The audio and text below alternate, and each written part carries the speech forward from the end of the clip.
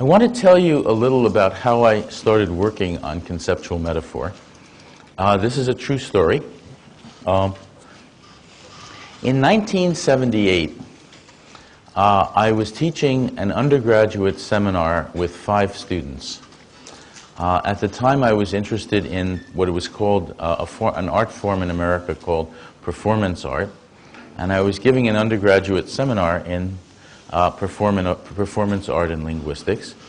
And in there, we went through various topics, reading papers on those topics. And on the day that we were to read a paper on metaphor, it was a very cold, rainy day.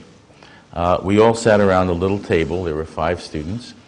And one woman in the class came in a little bit late, and it was raining, so she was all wet, and she was crying. Okay? And we tried not to notice that she was crying, which was difficult because she was sitting at the table right here. Okay? Right there. And, so we went on with the class, and I said, well, okay, on page so-and-so, Professor so-and-so claims the following. What do you think of this? We go look around the room. We all look at her, and she says, I can't do this today. I've got a metaphor problem with my boyfriend. And she looks around and she says, maybe you can help. Well, this was Berkeley in 1970s. We said, of course. We formed what was called a little group for group therapy. And we said, okay, tell us your problem. She said, well, on the way to class, I was walking with my boyfriend, and he said something that upset me. He said that our relationship had hit a dead-end street. A dead-end street. Right? And he said, I don't really understand this very well. Maybe you can help me understand it. So we said, look, if it's hit a dead-end street, you can't keep going the way you've been going. You may have to turn back. And then we realized that English had a lot of expressions in which love was seen as a kind of journey. So, for example, you could say of a love relationship, it's been a long, bumpy road. You could say things like, we're going in different directions. We're at a crossroads in the relationship. You could say the marriage is on the rocks. It's off the track. We're spinning our wheels. And even an airplane image, we may have to bail out. Take a parachute. Now, and by the way, being a linguistics professor, I dutifully wrote down all of these expressions. We made a list. And I said, gee, this is an interesting list, Is there a generalization about this list? I mean, that's the question a linguist would ask. What is the generalization here? And we looked at this list and we said, well, in every case, love is seen as a journey. The lovers are the travelers. Okay? Well, what is the love relationship? The love relationship is the vehicle. Sometimes it's a car, sometimes a boat when you're on the rocks, a train when you're off the track, a plane when you're bailing out, but some kind of vehicle. Okay? So love relationship is a vehicle. Write down love relationship, vehicle. Okay, what about this journey? Where are you going? Well, you have common life goals, and the common life goals are the destinations that you're trying to reach in this journey. Common destinations. So, common life goals, destinations. Okay.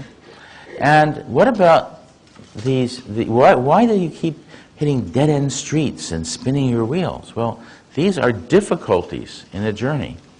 So, it turns out that difficulties in the love relationship are difficulties in the journey. That is, they're impediments to travel. They're things that keep you from getting to where you want to go. So you're spinning your wheels, you go on the rocks, etc. Okay, so we write these down, and they're completely systematic. They look like almost a mathematical mapping. Okay, okay. And you say, gee, that's very interesting. We have this generalization that looks like a mathematical mapping about these different expressions. And the woman says, I don't care about your generalization. My boyfriend is breaking up with me. She said, he's thinking in terms of this metaphor. So I said, gee, that's interesting. How can you think in terms of a metaphor? I mean, the classical theory of metaphor doesn't talk about thinking in terms of a metaphor. How does this work? So we looked at a case. We said, okay, let's suppose you take something like, we're spinning our wheels in this relationship. What do we know about spinning the wheels? Well, there's an image. The image is that there's a car, and the wheels are turning. Is the car moving? The car is not moving. It's stuck. It's stuck in America. The term spinning your wheels applies to a case where the car is not moving. It's stuck in ice or sand or snow or something like that. The wheels are digging in, and the more you turn them, the more they dig in. Okay? So in this case, what you have is the vehicle is not moving. You put a lot of energy into getting it moving. You're trying to rock the car, move it, or you know, get the wheels going, and so on. And you feel frustrated. Okay? Now, what about in a love relationship? When you say we're spinning our wheels in this relationship, it means the relationship is not going anywhere. No progress toward common life goals. Secondly, it means you're putting a lot of energy. You want it to go somewhere. You're putting energy into it, and you feel frustrated. That is the reasoning that you do about travel is being mapped onto the reasoning you do about love via this mathematical mapping. The numbers are travel, the vehicle is the relationship, and so on. So the idea here is that to understand the use of dead-end street, which means that you can't keep going the way you've been going. You have to do something else, either give up the relationship or turn and go some other direction. Okay? You have to do something else. That is the inference. There's an inference. It's said for a reason. It's said for that reason. Now, these, by the way, she did not make up with her boyfriend. But she found somebody else later on. She got a job, she got her PhD, she got married to a very nice man, and she's fine. In fact, she's a chairman of a department.